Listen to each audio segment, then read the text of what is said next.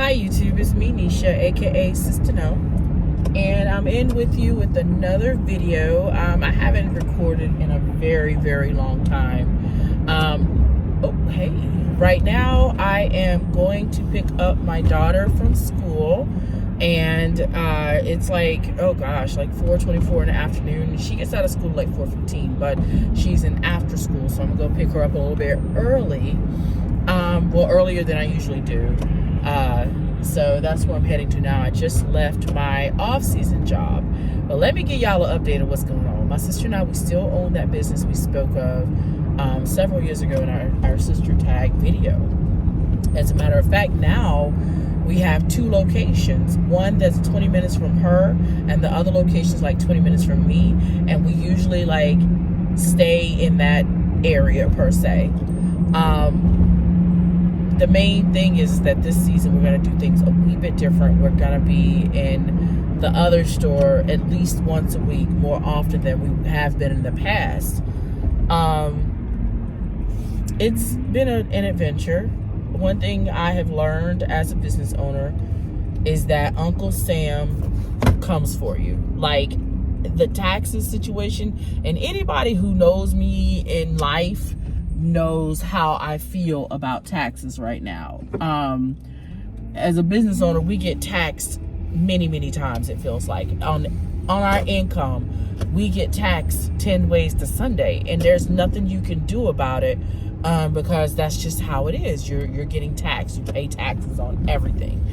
Your employees, your whatever you're serving, whatever you're doing, you're paying personal taxes.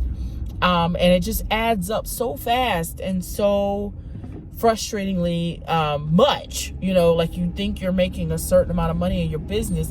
Next thing you know, Uncle Sam knocking on your door like, hey, you owe me like 80% of your business income. I mean, I guess it's not that much. Maybe like we owe him 70% of our business income. Facts. So that's been my biggest challenge with being a business owner. Other than that, I love it. This off season, I'm doing substitute teaching, and I'm a caregiver for a gentleman who has ALS. And if you know anything about ALS, you know it's a very horrible disease.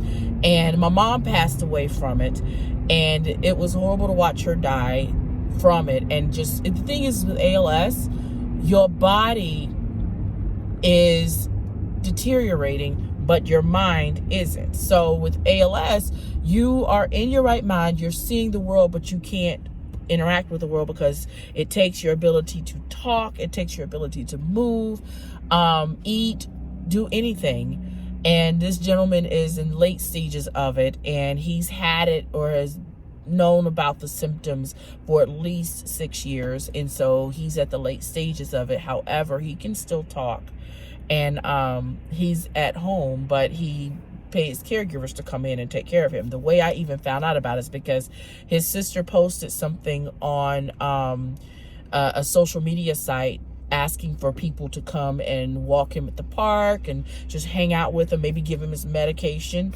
And I called and applied for it, but he found out that I lost my mom to it, and I took care of my mom, and I took care of my dad, and my dad was in a similar state from his stroke.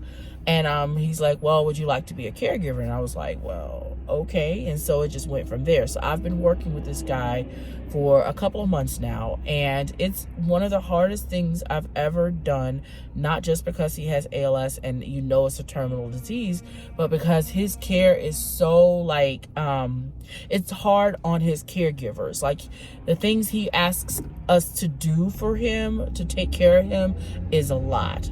Right now he's in hospice care, like respite care. A whole fiasco happened where he fired his live-in caregiver, so now he's in hospice for at least a week or so. And those of us who are still taking care of him, we come to the hospice house to take care of him, which is fine. You know, actually it's easier to take care of him at the hospice house than it is in his apartment, to be honest. But that's neither here nor there. I do enjoy working with this fellow. He's highly intelligent, a scientist. He's interesting.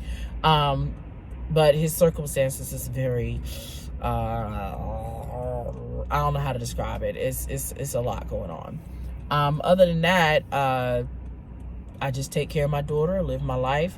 I am still single.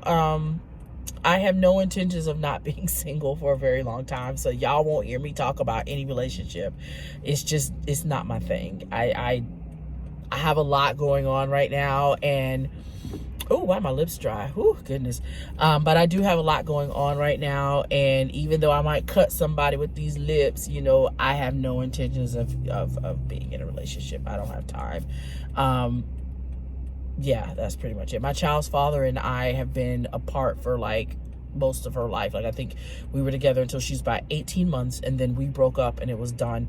I never went back, never wanted to go back, never tried to go back. A lot of people don't believe me when I tell them that, but for real, I have no intentions of going back with this particular fellow. We're pretty good co-parents because he's matured. My daughter is 9, and in those 9, almost 10 years, he has matured to being the type of father where, okay, you know, and I appreciate him as her father, to be honest, because he adores our little girl. What else is going on? That's pretty much it. Like I said, my daughter is almost 10. She's an amazing young lady. 4th grade. Her grades are average. She's a sweetie though. Like, my baby's personality is such that she is just an amazing little girl. Like, she's just a sweetie.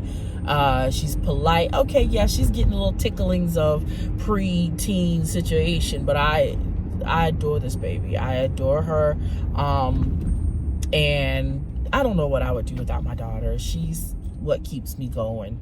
Like, to be honest, she's the one that inspires me to get up and do what I gotta do, even though some days, and I've alluded to this in the past, like, I suffer from depression and anxiety. I'm medicated, but some days I just want to lie in the bed and stay under the covers and feel safe. That's just how I feel. That's pretty much it for my basic update right about now. I have a good phone, and I've had one for a couple of years. That's not the point, but I could post more. I know I could. I enjoy making videos, but a lot of times I don't post them because I don't feel like editing in them. But I do enjoy YouTube, and I enjoy making videos. I haven't done so in a long time, and I realized that I have been on YouTube for about 12 years. That's a long time. I've had an account for 12 years. I was making videos at first, and I made a lot of videos at first, and I just stopped. But it's interesting to go back and see my first videos and see how I'm aging and how my life has changed. I didn't even know what was coming 12 years ago.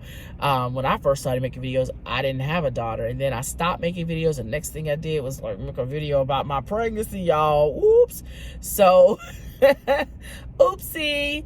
And then I disappeared again. I mean, I'd come and gone on YouTube for a very long time, but I do enjoy the platform, so I'll continue making videos. I'll pop back up, so I'll continue to make videos because I enjoy doing so.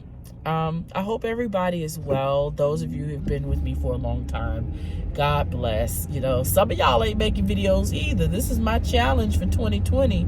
Can we get at least a video a month?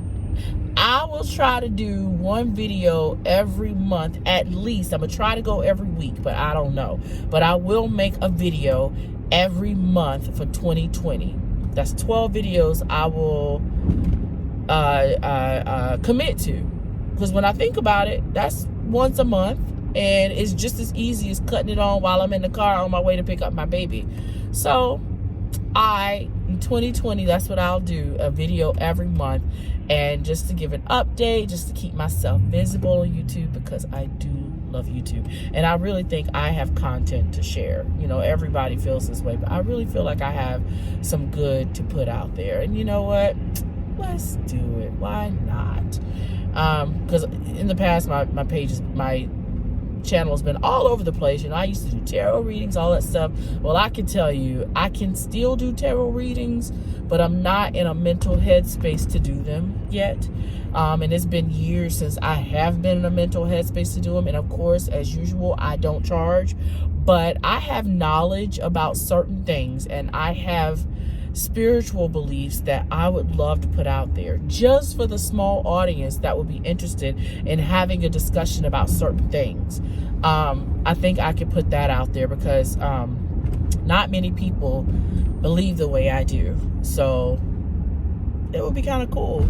But I hope everyone's having a wonderful holiday season, and I may pop back in before Christmas time, and at least before the new year. And once the new year hits, I start my 2020